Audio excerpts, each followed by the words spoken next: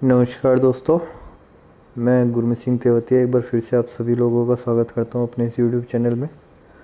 तो जैसा कि आप लोग देख रहे हैं, आज का हमारा जो वीडियो है उसका हमारा टॉपिक है हिस्ट्री भी हम इंडियन हिस्ट्री की बात करेंगे।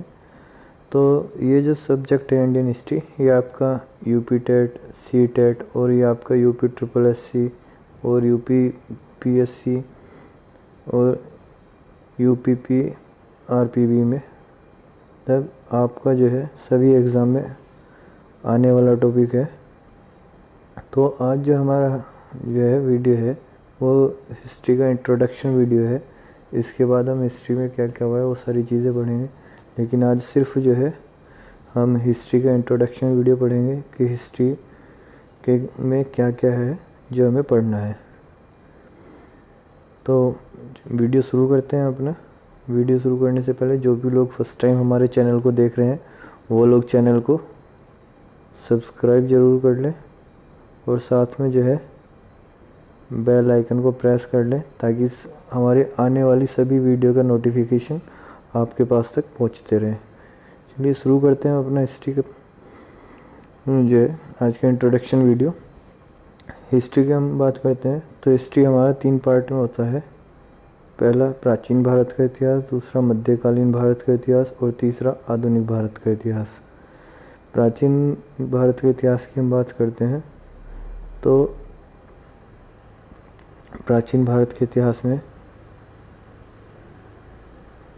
सबसे पहले हम पढ़ते हैं पाषाण काल, उसके बाद जो है सैंधव सभ्यता और जो है संस्कृति, इसके बाद वैदिक काल, फिर जैन धर्म, उसके बाद बौद्ध धर्म, उसके बाद आता है जैन धर्म, फिर शैशवागत धर्म, फिर 6वीं ईस्वी पूर्व जो है राजनीतिक दशा, उसके बाद यूनानी आक्रमण, फिर मौर्य साम्राज्य, मौर्योत्तर काल, गुप्त एवं गुप्तोत्तर युग और प्राचीन भारत में स्थापित कला जो है,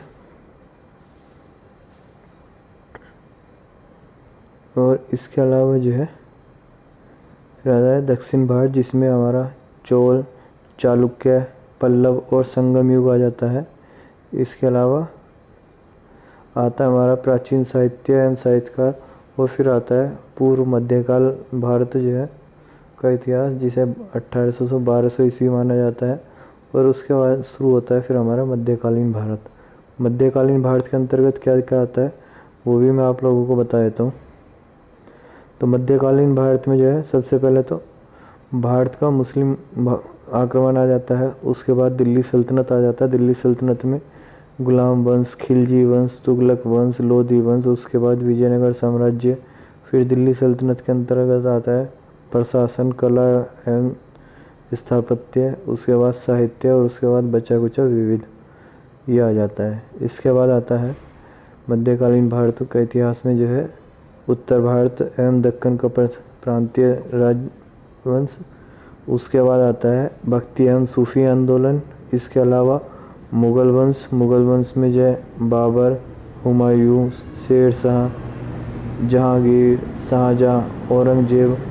फिर उसके बाद आता है मुग़लकालीन प्रशासन, फिर आता है मुग़लकालीन संगीत और चित्रकला। इसके बाद आता है मुग़लकालीन साहित्य, फिर आता है मुग़लकालीन में जो बच जाता है वो सब। इसके अलावा जो है सिख संप्रदाय, मराठा राज्य और संघ, मुग़ल साम्राज्य का विघटन, ये सब मध्यकालीन भारत के इतिहास में आ जाता है। उसके बाद शुरू होता है हमारा आधुनिक भारत का इतिहास। तो आधुनिक भारत के इतिहास में हम लोग क्या क्या पढ़ेंगे।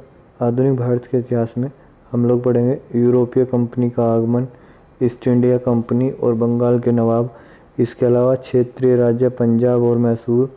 इसके बाद गवर्नर जनरल, वायसराय। इसके अलावा ब्रिटिश शासन का भारतीय अर्थव्यवस्था पर प्रभाव। इसके अलावा पत्रिकाएं, पुस्तकें और उनके लेखक। फिर राष्ट्रीय आंदोलन जो कि हमारा 1857 से शुरू हो जाता है। उसके बाद आधुनिक भारत में शिक्षा का विकास। इसके अलावा आधुनिक भारत में प्रेस का विकास, सामाजिक एवं धार्मिक सुधार आंदोलन। इसके अलावा कांग्रेस एवं से पूर्व स्थापित राजनीतिक संस्थाएं, फिर आ जाता है भारतीय राष्ट्रीय कांग्रेस। इसके अलावा मैं बात करूँ तो आ जाता है कांग्रेस में गरम दल और नरम दल। फिर भारत में क्रांतिकारी आंदोलन, बंगाल विभाजन और स्वदेशी आंदोलन। फिर आता है कांग्रेस का बनारस, कलकत्ता और सूरत अधिवेशन। उसके बाद मुस्लिम लीग का गठन, मार्लो मिंटो सुधार, दिल्ली दरबार और राजधानी परिवर्तन, लखनऊ अधिवेशन, होम रूल लीग, गांधी एवं उनके प्रारंभिक आंदोलन। इसके अलावा किसान आंदोलन, रोलेक्ट एक्ट और जलियांवाला बाग हत्याकांड। फिर उसके बाद खिलाफत आंदोलन, असहयोग आंदोलन। और इसके बाद आता है हमारा स्वराज पार्टी का गठन। स्वराज पार्टी के गठन के बाद आता है साइमन कमीशन, लाहौर अधिवेशन। फिर आता है सविनय अवज्ञा आंदोलन। फिर आता है गांधी इरविन समझौता। इसके बाद कराची अधिवेशन, गोलमेज सम्मेलन, पूना पैक्ट, कांग्रेस साम्राज्यवादी पार्टी, प्रांतीय चुनाव एवं मंत्रिमंडल का गठन, देसी रियायतें।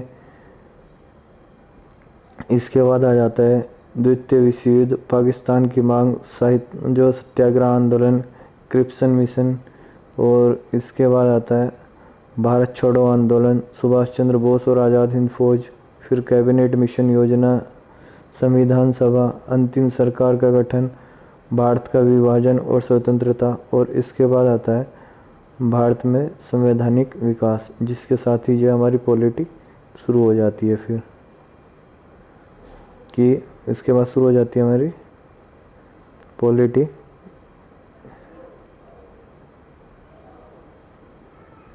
राज व्यवस्था। तो आज की वीडियो में सिर्फ इतना ही।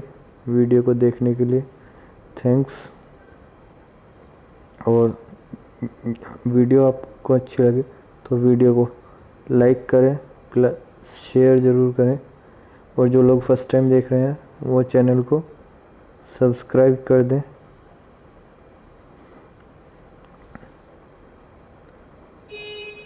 इसी के साथ वीडियो को ख़त्म करते हैं। जय हिंद, जय भारत। मिलते हैं इसके नेक्स्ट पार्ट में।